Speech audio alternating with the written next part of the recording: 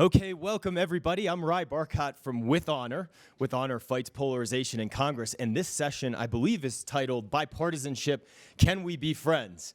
I will put one spoiler in the introduction, which is that we are all friends. We have gotten to know each other over the last 5 years. With Honor's been around for about 5 years. We help recruit, train, and then elect and support principled veterans like Representative Tony Gonzales and Representative Jason Crow, who have taken a pledge to serve across party lines with integrity, civility, and courage. It is possible. We're going to hear a little bit more about that. Part of the reason why we started the organization is because veteran representation in Congress is at an all-time low. It's about 20% of Congress. Not long ago, it was up to over 70%. In fact, Senator Graham, I'm sure, can recall some of the days when we had more vets in Congress, and good to have you here, Senator. So, without further ado, I'm going to pass it over to someone that needs no introduction, Katie Kirk, who's on the Aspen Institute board. But just want to say one thing about my friends, Tony Gonzales and Jason Crow. They are the co-chairs of the For Country Caucus. That's 4 FOR. It's 30 representatives now, 50-50, roughly equal between Republicans and Democrats. They meet routinely, and you'll hear more about what they have gotten done, including over 79 laws passed in the last 4 years. Congressman Crow is from Colorado, not far from here, and served in the Army as a Ranger. He served in Afghanistan and Iraq before running for Congress. And Congressman Gonzales represents the district down in Texas, one of the largest districts in the United States, right along the border of Texas. You may have heard his session earlier today about immigration, kicked us off at 9 a.m. And he is a retired Navy Master Chief, which is one of the most respected ranks in the Navy.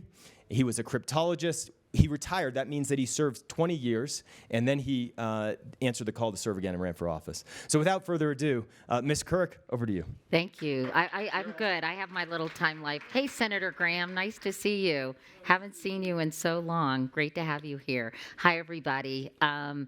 Well, this is going to be a great conversation because according to an NPR PBS NewsHour Marist poll, 74% of Americans want Congress to compromise, but 58% of those respondents said they have absolutely no confidence Congress will actually do so.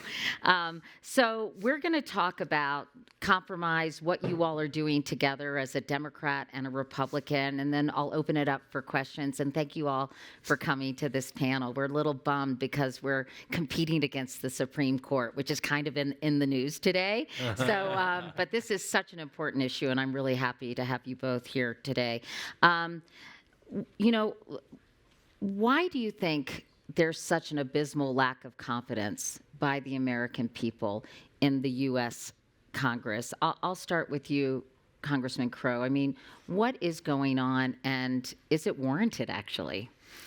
Well, thanks, Katie, and thanks to the Aspen Institute for the invitation today. It's wonderful to be here. The answer, like all of these things, is complicated, right? So the reputation of Congress as an ineffective body is in many ways justified, right? Major things, major challenges are not being addressed, and we have hit gridlock on some of the most formative challenges of our day. But there are also a lot of things that are getting done, and there is a lot of collaboration, and there is a lot of people like Tony and I and others who do great things that also get no coverage. Right. Right. And I don't want to, I'm not going to, this is not, don't get me wrong, this is not a blame the media, but there is an infrastructure that is developed between social media, cable news, and the information that people receive, that they're being served, but they also opt in to receive, right? People are now opting and curating their own information, and it's self-selecting, where they get a sense that everything is gridlock. Right. That nothing gets done. And yet you heard at the beginning that Tony and I and the For Country Caucus have passed over 79 bills into law over the last couple of years with our caucus. I served on the Small Business Committee my first 4 years in Congress. And in 1 year, we that committee unanimously passed 36 small business bills, every Republican, every Democrat. And of course, that gets zero ink. right? So we are encountering this major challenge of getting the message out about our project and what we're doing and the work that we are doing to restore that civility, and it's hard to get the word out. Yeah, Tony, may I call you Tony and Yeah, Jason? please, of course. Tony, how frustrating is it for you that, I mean, it's true, and I was the co-chair of the Aspen Commission on Disinformation, and as somebody who is still very involved in media, I feel your pain, and I know where you're coming from. But, how frustrating, Tony, is it for you that when you do get things done, it gets zero attention? It can be. It can be very frustrating because you work so hard on a project. There's a couple ways to put a bill together. One is on the back of a napkin, throw it against a wall, and blame the other side for why it didn't stick. A lot of people run that play over and over again. The more difficult part is navigating it through the process that we have. And that takes time and energy, and when you do that, and it comes on the other side, and you get this win. But you also, what's special about serving on the For Country Caucus, you have a lot of members that don't really care about the media aspect of it. Mm-hmm. They're not, and members are in Congress for different reasons. Some want fame, some want fortune, some are there to problem solve, some are there to cause problems. Just is very different of what is a win for them. And a win for people isn't always passing a bill. Yeah. Right? Sometimes it's just getting up and saying crazy stuff. Or being an obstructionist. Obstructionist, exactly. Shutting things down, creating chaos. So that's the frustrating part, but it's also kind of fun too, right? You got to navigate the process, and you got to figure out what's real, what's not, who's really on your team, who isn't. And then ultimately, when you do get that done, you can kind of sit back, whether somebody writes about it or covers it or not, you can look back. And I think back to my time, I worked for Marco Rubio in his office when I was still in the military as a defense fellow. And I remember the NDAA, National Defense Authorization Act, is a bill that passes every year. It's one of the few bills that passes every year. And we were working on this thing nonstop, and I was able to get a cyber piece in there. Nobody knew that there was this cyber amendment in there that added training and did all these things. So sometimes the wins aren't as obvious to everybody. And sometimes they take a while to trickle down to the public, right? You even see that with infrastructure. Until you see a bridge being built in your community or the roads being fixed, you think, oh, okay, they're getting nothing done. And with all due respect, I do think that this caucus is an anomaly and an exception to the rule because there is tremendous gridlock on Capitol Hill. And granted, this doesn't get enough attention, but that doesn't, relieve the other people from the fact that they don't want to compromise, and they weaponize many of these issues instead of coming together. And I think the idea of having a nuanced conversation about some of these really challenging issues just doesn't happen. But, I want to take us back because it wasn't always this way. And in fact, Jonathan Haidt, who's a great writer, he traces the difference we're seeing now back to the 1990s and the Republican Revolution, when the GOP not only became more combative, but House Speaker Newt Gingrich discouraged new Republican members from having their families move to Washington, D.C., where they were likely to form more social ties with other members of their party and members of opposite party. And what are your thoughts on that? Because I've covered this a long time, this dysfunction on Capitol Hill, and a lot of people have said, you all don't spend any time together. You're not going out to dinner. You're not going on picnics with your families. You're not getting to know each other as human beings. Do you think that's a big problem? Yeah, undoubtedly it is. I mean, and also fundraising, by the way, right? You have to go home and raise money. You can't spend that much time in D.C. Yeah. I mean, our caucus, I always explain our caucus as a trust caucus. I mean, fundamentally, it's about building trust. Sure. And we're veterans, and that's the basis upon which we build trust. Because we're not an ideological caucus. I mean, there's ideological caucuses of moderates, of progressives, of right wing, left wing. We're not. I mean, our caucus actually spreads the entire gamut from far right to far left. But the common tie is service to the country. And what you do is when you come to the table with that common tie, and we actually made a pledge, and Rai mentioned this at the beginning because veterans love pledges, right? And our pledge is very simple. And actually, we've kicked people out of the caucus, Republicans and Democrats. We've kicked them out for not abiding by the pledge, because we mean it. And the pledge is we're going to treat each other with civility and respect. We're not going to attack each other or campaign against each other. We're going to carry each other's legislation, and we're going to meet regularly and develop relationships. It's that simple. Why right? isn't every caucus like that? It should Honestly, it just sounds so ridiculous. You've got the crazy, well, never mind. You've got you're right, you've got you're right. all these crazy caucuses, and they're so extreme, and they're the loudest. They get the lion's share of attention on media, and particularly on social media. And have there ever been thoughts to diversify these caucuses, or is that just not the way it works? Well, first off, there's 5,285 caucuses in Congress. I mean, there's a caucus for absolutely everything, right? And everybody wants you to get on their caucus to do whatever. But there's a difference between the caucuses that are serious and meaningful and thought-provoking, and ultimately, want to navigate the process, and those that just meet to do other stuff. What does that mean, do other stuff? Fundraise, be around people that are just going to think exactly like you, maybe have one goal in mind. What I love about this caucus is we always focus on what unites us. And I think that's a very powerful reminder that in this country, more unites us than divides us.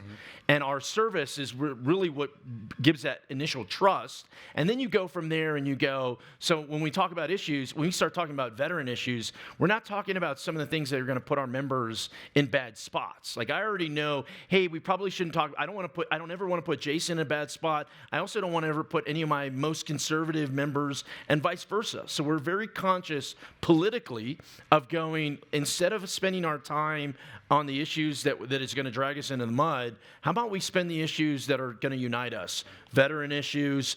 I mean, real excited about the Global War on Terrorism Memorial.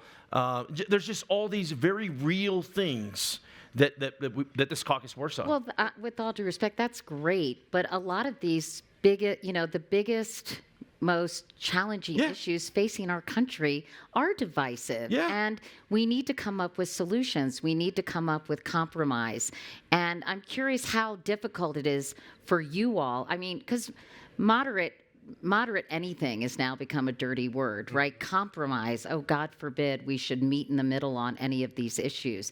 How much are these caucuses on the far right and the far left?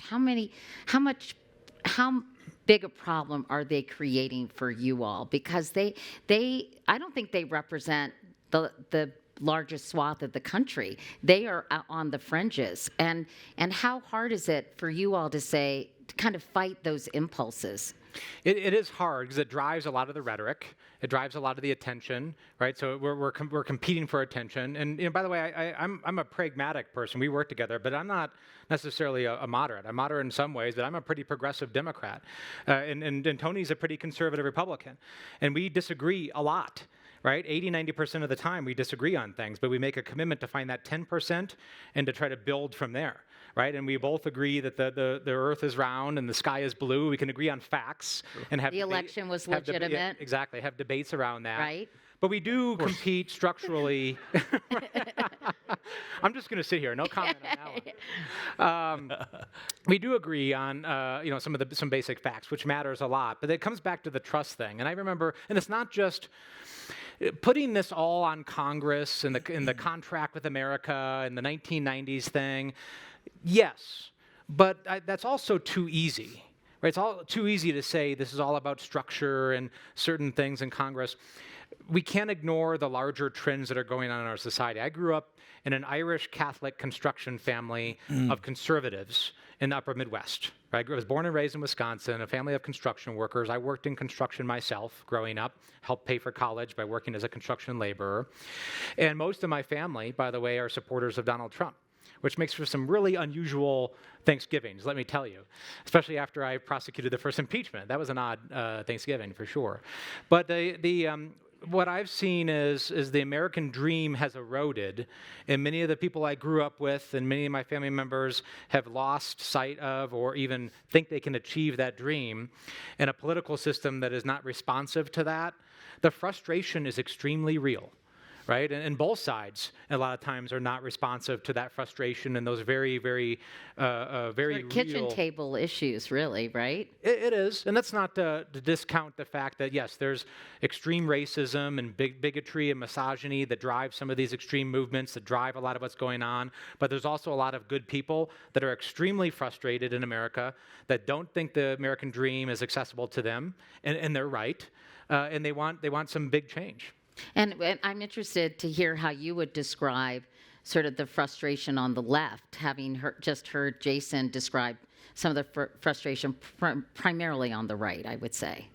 Hey, I view it through the lens. I go back to my time in service, 20 years in the military, 5 years in Iraq and Afghanistan. I view it through the lens of what are we getting done? What can get done? You mentioned some of the most difficult problems. It's going to take political leadership to sit down at the table and arm wrestle over the topic. First, to have somebody that you can kind of come together with. And Jason hit it right on the head. It starts with trust. Bottom line, trust. Do I trust that Jason is going to try to hurt me in some form or fashion? Does he trust that I'm not going to do these things? And we start there, and then you build these relationships out. And what happens with this caucus, oftentimes we're talking about national security, but it bleeds over into other things where you start going, no, that's a member that I get along with. Going back to the relationship building. Yeah. You know, it really is about that. And that's a member I enjoy spending time with that I've gotten to know. I've gotten to know. I know their family. I know that he's dealing or she is dealing with this, that, or the other. Because we're all people at the end of the day. It does get frustrating, but if you allow the system to consume you, you will immediately shut down. You have to, and I'm of the mindset, I'm not a fan of being on the outside of the system throwing rocks at it. I'm a fan of being inside the system, shaping the process from the inside. Going back to kind of Jason's point earlier, I'm on a caucus that there's 140 Republicans, very conservative, one of the largest conservative caucus in Congress, right? And I'm on that caucus. What caucus is that? It's the, I'm losing. That's what's right. This RSC, the Republican Study Group. Thank you for the save. Republican Study Group, Study Committee. I'm on the RSC. I'm also on the Problem Solvers. Talk about one of the most moderate, half Democrats, half Republicans, and then I'm also on For Country Caucus. So, but at every single one of those, I see the exact same thing. Right? And so I just think that there's an opportunity to be able to, you have to be in the system though. If you want to change the system, it's real easy to throw rocks from afar and say, oh, you're terrible, you're terrible. It's much more difficult to sit down, having to listen to some of the rhetoric that's getting your blood boiling and still be able to go, all right, now how do we take it from here and move it to a positive direction? You know, it's interesting, wanting to compromise, wanting to come up with solutions. I mean, it takes a lot of courage these days in our current political climate. And I'm curious, Tony, if you want to reach out to the other side, I mean, how often are you called a rhino? Those are words.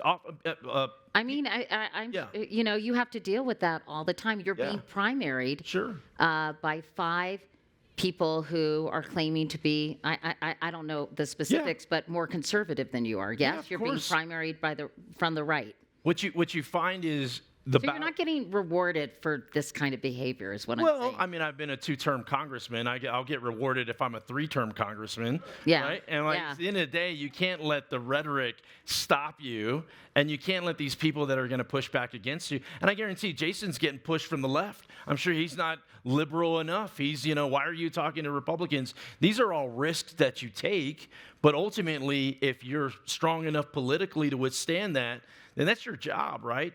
Not everybody wants to go down that route and kind of navigate it, but that's what we need. I'm of the belief that we need more people that are willing to get in the arena and be true who you are. If you're a liberal, if you're a conservative, whatever it is, just be genuine. But be a also, genuine actor. Try to find solutions, right? Of course. How often are you criticized by, the left wing, the super progressive wing of your party, the squad, the AOCs of the world? Do you get criticized for reaching across the aisle and working with someone like Tony? Not so much my colleagues, right? I mean, I'm actually really good friends with Alexandria, and I have a bill with Cori Bush and other folks, because I do that. I actually apply the same principle that I apply to Tony than I do my own colleagues on my own side of the aisle, right? I may not always agree with them on all things, but there are areas of collaboration that we can get work done. And this shouldn't be just a bipartisan element. This can be an intra-party element too, right? Because I think there is this sense right now that we need to hit all grand slams. Like we need to have the big transformative bill on all things. The reality is, structurally and with divided government and with a divided country, there are going to be very, very few grand slams, legislatively or anything else. And the reality also is, not to overuse sports analogies, but most baseball games are won by singles and doubles. Right? You win by getting wins consistently, repeatedly, over time. And that's the same thing with legislation. Right? It's very, very rare to get these massive transformative bills that come once every decade, once every 2 decades. But you do get a lot of incremental wins that build up over time, that build trust, that actually move the meter on substantive policy issues, and that show the country, and this is what our caucus is about, other than building trust between ourselves, demonstrating to our colleagues who are not a member of the caucus, but also demonstrating to the country that you can do this. It's the leadership example we learned in the military. We will show people it can be done and hope that they join us. If only you could get some coverage and let people know what you're doing, right? How much is social media entered into this picture? I mean, you mentioned it, and kind of people developing their own ecosystems and echo chambers. They're getting affirmation, not information now. But how has that made it even more challenging to reach across the aisle? Well, it's a two-way street. One, it's an instrument that you can use to get your message out to the masses in a real-time environment. I spent 20 years in the military as a cryptologist. Information is how you win wars, right? You can shape the narrative, you can shape the battlefield, you can determine what the conversation is about. But on the other end, you're fighting a narrative maybe that you're against or that someone is against you. And so the truth is very hard to come by, because what does the truth look like to you? It varies. Depends on how a person consumes their information. It depends on where they're going. And so these are some of the obstacles that you have to overcome. Honestly, there's no way to get around it other than just elbow grease and working hard and just constantly echoing your message out on all platforms, newsletters and town halls, and Facebook messages and Twitter and just all these places where people consume it. One of the things that I've done is one of the tools that we use, I call fish where the fish are at.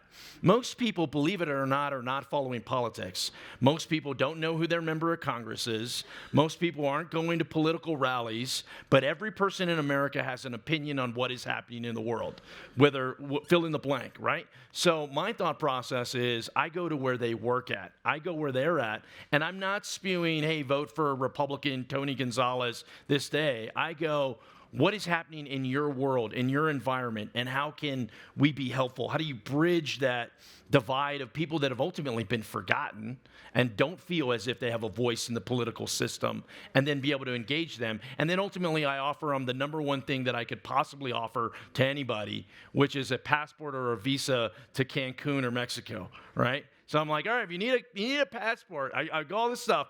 But if you need a passport to Cancun, I know a guy that can help you. And they're all like, okay, got it. So you should have led with that, right? You got to be able to deliver something real for them. Little Ted Cruz humor, if anybody missed that. What about for you, Jason? I mean, how do you fight against? Because, there have been studies, and the very extremes, as I mentioned, are the loudest voices on social media and don't represent the majority of Americans. So how do you deal with kind of people trying to back you into a corner or criticize you for not having a certain ideology or being doctrinaire enough, if you will? Well, I try to, there's this thing called retail politics. There's wholesale politics, which is, mass communications, TV ads, mass mail. But retail politics are the town halls, just the connection. And, social media is dehumanizing. There's no doubt about that. I mean, it's interesting. We have these frequent flyers on our social media accounts that, just say the most awful things about us. And they do it all the time, right? And sometimes these people show up to my town halls, and they're actually really delightful to me personally. I know people. And I'll be like, Dave, you say terrible things about me. He's like, oh, I just do that because it's fun. I'm like, well, it's not fun, right? Yeah. It's not fun for me. But it certainly drives some of the more extreme voices. But I'm worried about what's about to happen. Right? I know there's been a number of events and panels about AI. AI is about to supercharge this in a way that we are not remotely ready for it. Deep fakes, disinformation, bots. This is about to be on supercharged steroids in a way that not many people really fully understand, and it has the potential of radically altering the political landscape for folks, and we're not talking about it enough, and there's really no conceivable path right now to regulating it.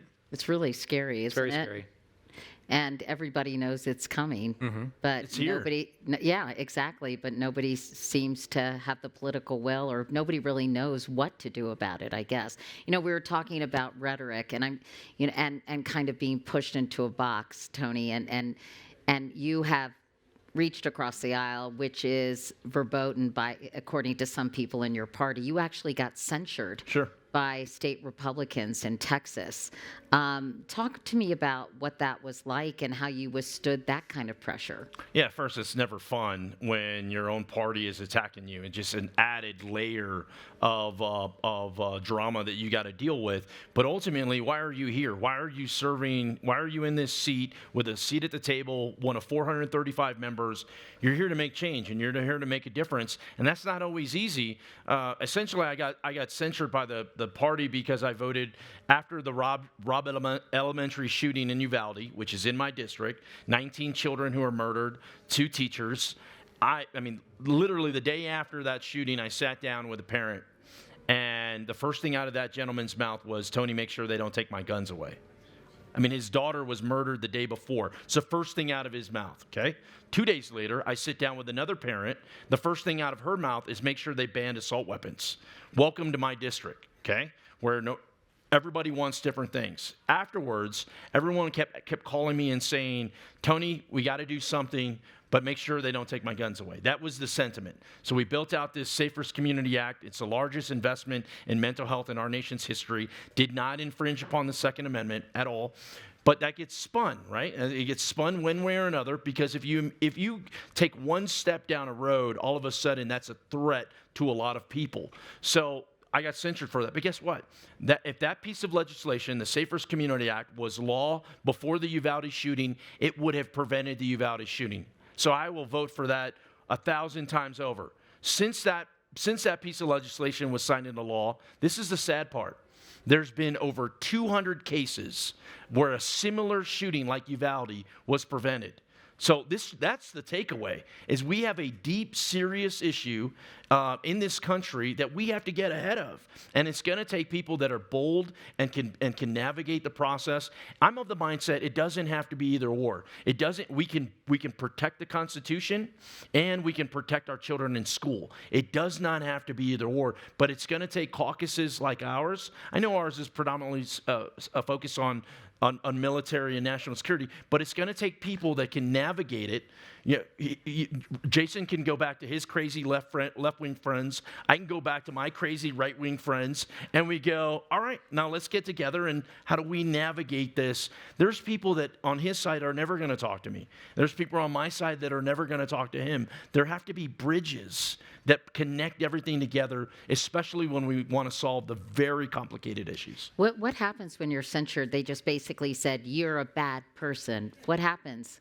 One of the things was they said I wasn't going to get any financial support, and I immediately chuckled and said, "Have you ever given me financial support?" I never got any financial support, but it's more of a nobody knows what that means, but it sounds serious, and it's sort of embarrassing, or they try to make it embarrassing. I mean, the way I handled it is I gave it right back to them. My style is I give as good as I get, right? And I'm gonna, you're gonna poke me in the chest. I'm gonna poke you in the chest. And in fact, you did something that was pretty effective. Explain to everybody. Yeah, I mean, so I'm Mexican American. I represent a district that's predominantly Mexican American, 72% Hispanic. And there's a term, and it's a kind of a loosely interpreted term, which is perfect. It could be really offensive or a little bit offensive, depending on how you interpret it, not what I'm saying. And so I immediately came out and I tweeted. I said, it's all puro pedo. And essentially, I'll pick it in the middle. It basically says they're full of it, and they don't know what they're talking about, is one way you could take it. And I tweeted that out. The very next day, it's on the front page of the San Antonio Express News. Right? Tony gets censored, it's puro pedo. And from there, everybody who's Mexican-American, from a cultural standpoint, is like, Tony's my guy, right? Tony, like, he got hit, and he immediately said, I brushed it off, and I kept going forward. So, I mean, it's all about how you handle some of these attacks. Because a lot of people want you to get in the mud with them. They want you to wrestle with them. They want you to be focused on what they want to be focused. I'm going, meanwhile, back at the ranch, I'm focused on securing the border, lowering inflation, access to health care, like serious issues. I don't have time for these party people that are just upset for one thing or another. I'd love to ask you about sort of a couple of Supreme Court decisions, if I could. Just some easy ones. Yeah, just because it's so timely. First, this week, the Supreme Court rejected a legal theory that state legislatures have almost unlimited power to decide the rules for federal elections and draw partisan congressional maps without interference from state courts. Trump allies had raised the theory as part of an effort to reverse the 2020 election outcome. So how do you feel about the Supreme Court rejecting that legal theory, which our very own Neil Katyal, who's talking about the Supreme Court elsewhere, argued before the High Court? Jason, why don't I start with you? Well, I like it, obviously, right? I mean, it's a great, the two rulings, the Alabama ruling on redistricting and then this really pretty absurd theory about the role of state legislatures or politicians in states to overrule courts or to supersede court rulings. I have not been a fan of this court in a lot of ways, including the decision today, which I vehemently disagree with. But those two rulings were a breath of fresh air, I have to say, in our democracy, particularly on the redistricting, because if there's one thing that if I could wave my magic wand and address the partisanship, the divide, the vitriol, and extremism in American politics, it's ending gerrymandering. If you do that, and get more pragmatic, regular folks to the table, it would overnight change the makeup of Congress and the tenor of the discussions. We'll talk about gerrymandering in a moment, but I'm just curious, Tony, how you felt about a couple of those decisions, and I'd love you to weigh in on the affirmative action decision. Yeah, I mean, let's start with the state legislature. I'll talk about the first one, and then I'll talk about affirmative action. I mean, what if I told you politics was all about power, and all it was about was either liberal or conservative power? Pure, raw political power. And this is something that plays a large part of it. And sometimes you can't take it personal. Like, it has nothing to do with you. You're just not a Democrat, or you're just not a Republican, or you're just not Democrat enough or Republican enough. It's all about political power in a lot of ways. You start talking about gerrymandering, I think back to my time in service when I was in Afghanistan, and I'm 19 years old. We had just taken Kandahar airfield. I land in Kandahar, and there's nothing but poppy fields as far as the eye can see, and I go, holy smokes, I'm no longer in Texas. Okay, there's it's the middle of nowhere, and then there's this beautiful Land Rover, white Land Rover that's coming here, and I'm going, I felt like I was on the moon. I'm like, how did this Land Rover get on the moon?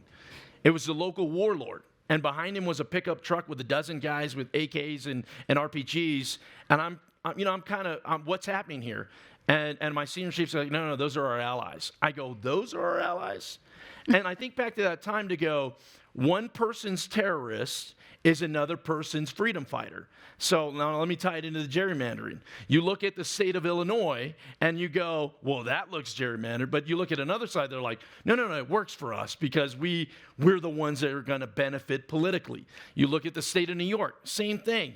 There's some very clear, obvious gerrymandering that happens on all sides. You look at other states that were overturned, but it all boils down to political power. We got to understand that going forward. On the affirmative action position, I'm of the mindset, when I was in service, I served with all different types of people, Hispanic, African American, Asian, gay, straight, Jew, Catholic, didn't matter. All different types of people. And I would love for this country to get back to us being Americans. Yes, we're different. Every single one of us in this room is different. And that's part of what makes America special, is we are all different. But what also makes us special is we are all Americans. And the more we can unite and not divide, I think it's a powerful thing. So, in that case, I think the affirmative action position, I think it's come to an end. And I'd like you to comment on that. This goes in one of the areas of categories where Tony and I are going to respectfully disagree. I think this is a move in the wrong direction.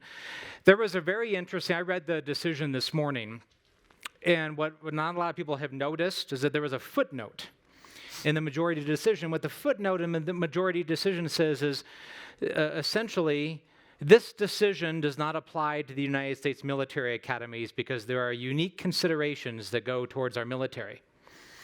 And I'm thinking to myself, well, wait a minute. What are they really saying here?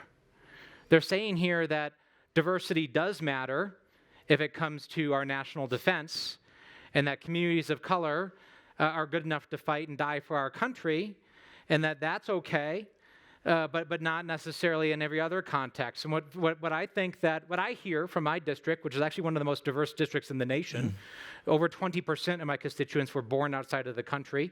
I have 120 languages spoken in my district, and what I hear a lot from them is that things like that just reinforce this notion that there's this dual standard, that you are okay. It's okay to have you fight and die for our nation, but in every other realm of American society, we're going to have a different standard, and you're not okay to be on a level playing field and to participate fully. And I just fully disagree with that, and the message that decision sends.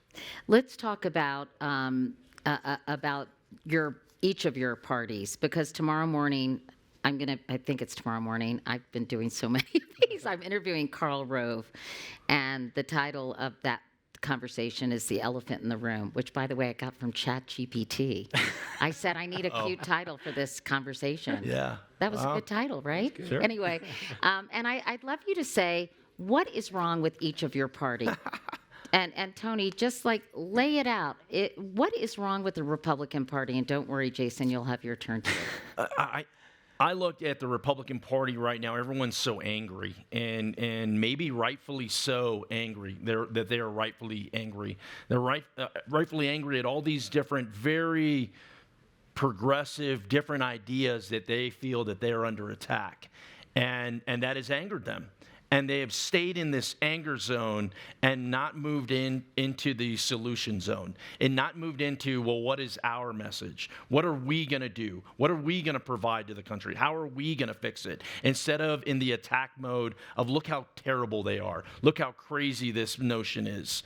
And I think the longer you stay in that anger, demonize one another, the more dangerous it is for this country. I've always thought the greatest threat to the United States is ourselves. No one will ever defeat us. No one. China, Russia, Iran, no one. We are a resilient country. We've always been a resilient country.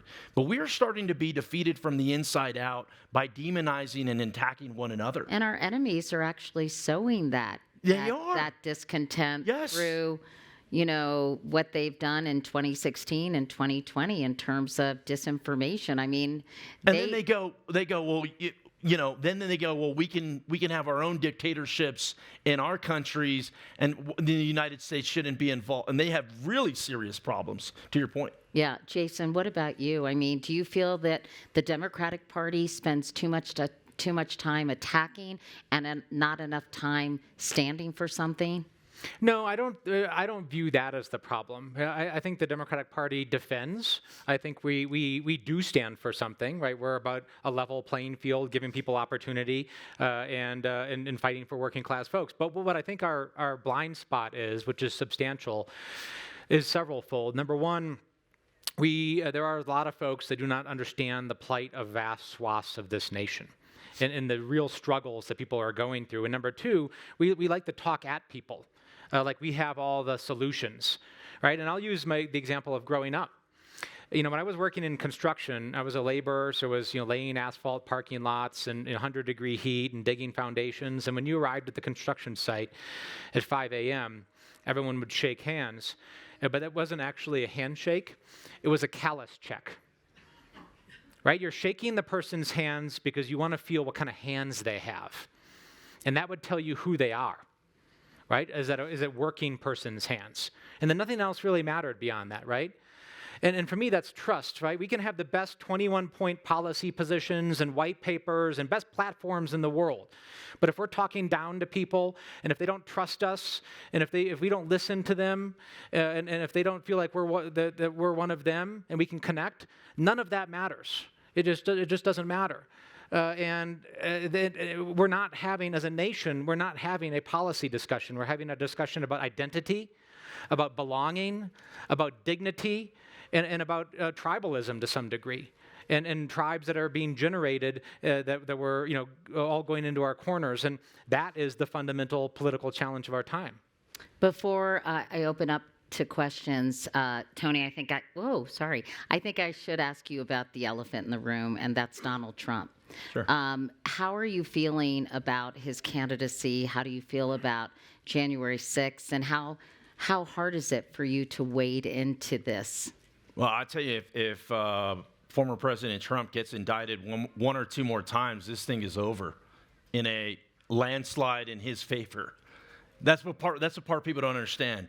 Every time he gets attacked, every time he gets indicted, every time something happens, everyone thinks it's a negative against him. It's the exact opposite. And what is happening is folks within the Republican Party are going, see, it's a witch hunt. I told you it was a witch hunt. What one person happens, it doesn't equate to the other. I mean, I spent 20 years in the intelligence community with a top secret clearance. I worked in a space where when you were done with the day, how was your day? It was fine. What did you do? A little this, a little that. If I had classified material, I would go to jail for a long time. In the last couple months, who have we found that have classified material? Former President Trump, current President Biden, former President Pence. So it's not just this one person, one time, it's across the board. So every time something happens that everyone goes, this is the one, all it does is get President Trump stronger. Okay, Jason, help me out here. They're very different situations. Go ahead. Well, one was in a Corvette and the other one was in a bathroom. Yeah, Go ahead, defend it. I don't think there's, I'm not going to give into what I believe to be somewhat of a false equivalency here, right? I mean, listen, I was trapped in the gallery on January 6th, right? I was one of those 24 members of Congress who were surrounded by that mob that were trapped and had to be rescued by a SWAT team as people were, banging down the doors, and we were, literally piling trash cans and chairs against the doors and erecting a barrier to stop that mob from killing us.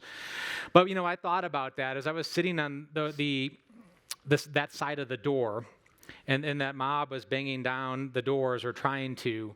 I thought about the fact that a lot of my fellow veterans were actually on the other side of that door, right? And I've struggled with this idea of how do two people that come from very similar backgrounds, both who raise their right hand and take an oath to the Constitution in good faith and discharge that oath and serve the country, and then they leave service and they take different paths, how do they go from brothers and sisters in arms to then diverging and converging again on opposite sides of that door? And to me, that's the story of the last 20 years in America, of how we have divided ourselves, of how we have the impact of disinformation and misinformation, the weaponization that Donald Trump has used, that extremism, loading that cannon up and shooting it towards the Capitol as he did on January 6th. And it wasn't just him. He weaponized what was already existing. But I do agree with Tony in one way. And the antidote to this is not to just go after Donald Trump. The antidote to this is to address the issue I talked about earlier. Right? I would love to just ignore Donald Trump, because I do think that every time I attack him or go after him, it gives him power, right? Yeah. And instead, just don't give him any energy and airtime, and address that underlying issue, right? And there is some balance there, because I'm not going to completely ignore him. Right? I'm not somebody that's just going to sit there and let extremism go unchecked. If somebody says something that attacks my constituents or attacks vulnerable communities or empowers white supremacy or goes after communities of colors, you're damn right I'm going to say something about it and I'm going to call it out because you can't ignore it. But at the same time, you have to find that balance between just always doing that, and there's always a reason to do that, versus pursuing our own agenda in building up trust and getting things done and addressing the underlying divisions in our country. Tony, do you want to add anything to that? I mean, I interpret your answer to say, I understand what you're saying, the impact of the indictments, but does this also mean that you are still supporting Donald Trump? I mean, what frustrates me is, and believe it or not, the world isn't equal. And once again, I go back to that moment where one person's freedom fighter is another person's terrorist. And it's how you view the world. And that is what's happening in this country. If one person does something and they happen to be a Democrat or they happen to be President Biden, well, that's okay. If another person does something, if it's the former President Trump, and they're a Republican, well, that's okay. Instead of calling balls and strikes, instead of going, no, that's wrong, no, that's right. We're getting further and further away from that, and we're getting more of having to defend our different groups instead of going, let's get back to putting, the country, and that's part of what this caucus does, put the country above politics, right? And oh, by the way, you can support someone and they can still be wrong. They can still do wrong things. It doesn't have to be just because you're my party or just because you're not my party, everything you do is wrong. Do you think there's a double standard, Jason, going on? No, I do. I understand what Tony is saying. We've had this debate, right? We have this, and we're still friends, and we're still going to work together. But I don't want to buy into this false equivalency that there are extremes on both sides, and we both have to deal with it.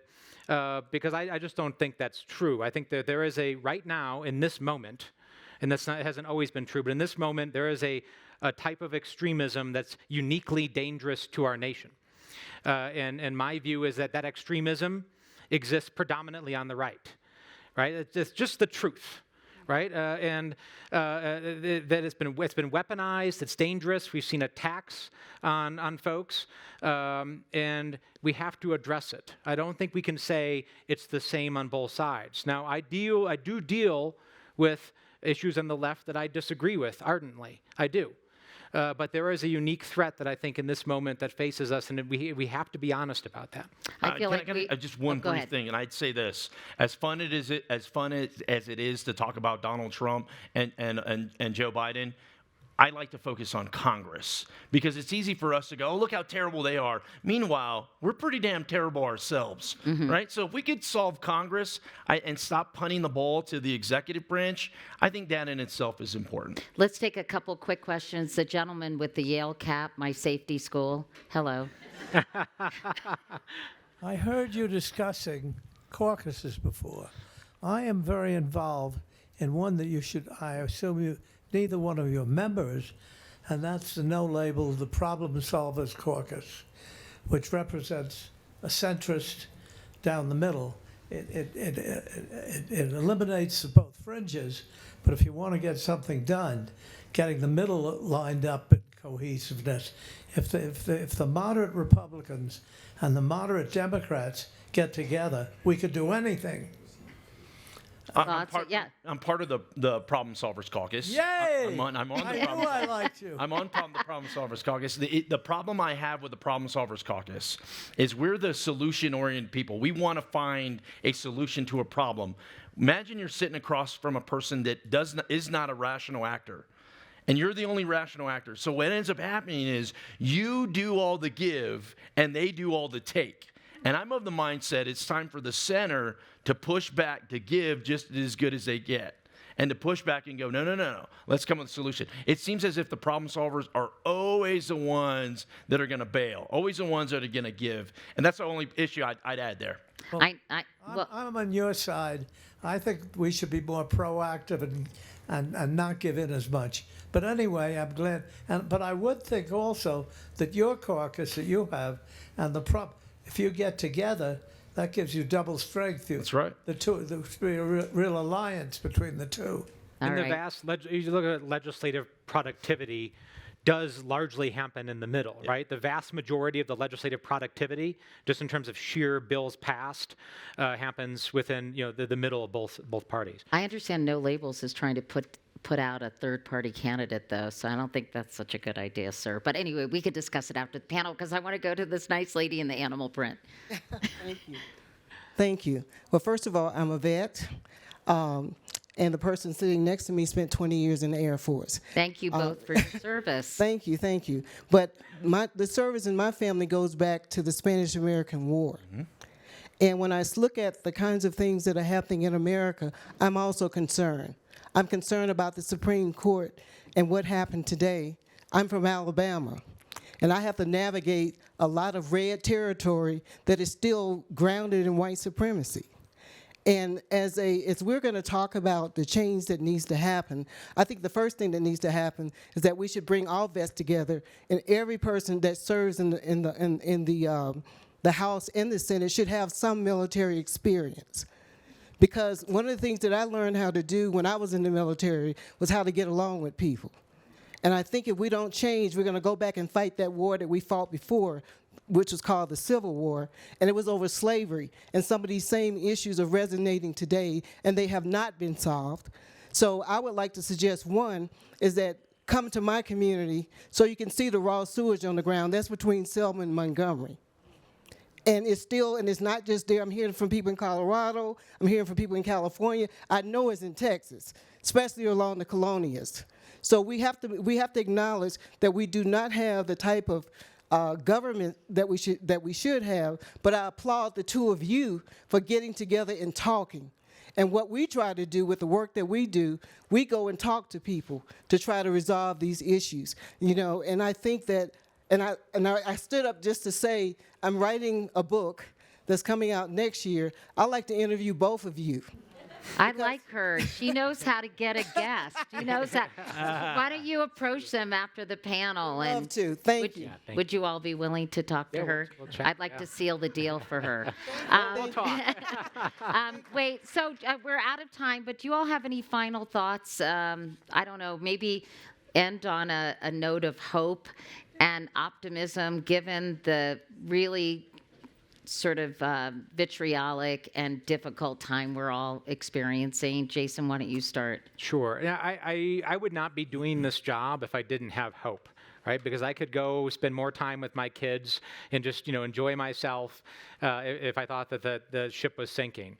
But I don't, right? And I do believe this is worth fighting for, and I gain solace from our history. We've been through tough times before, and the beauty of our structure, the beauty of America is not that we're perfect, but that we are resilient, we are self-correcting, and it's the pursuit of that promise. It's the pursuit of the perfection, and that we can be something better. And it goes to what you said, ma'am, about the challenges and coming to terms with our past, which I think is actually key here. I've been talking about this notion recently of a new American patriotism, where I think we should invigorate a new American patriotism where we can be proud of our country, but in a new way.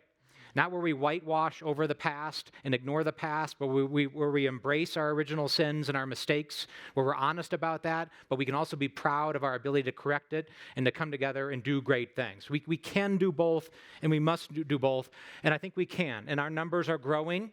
We're getting more and more attention as time goes. We obviously would love you all to help us engage with this project and get the message out so that we can recruit more folks. Tony? Katie, I've been all over the world twice over. We live in the greatest country on earth. And if you don't believe that, go take some foreign travel. Go see some other places. We live in the greatest country on earth, and we need to remember that we have more in common than we don't. We are different. We're all very different people. We have different ideas, and that is okay. That is what makes our country great. It is okay for members of Congress to have different views of how the world should be. It is also important that we sit down and ultimately do one thing: deliver.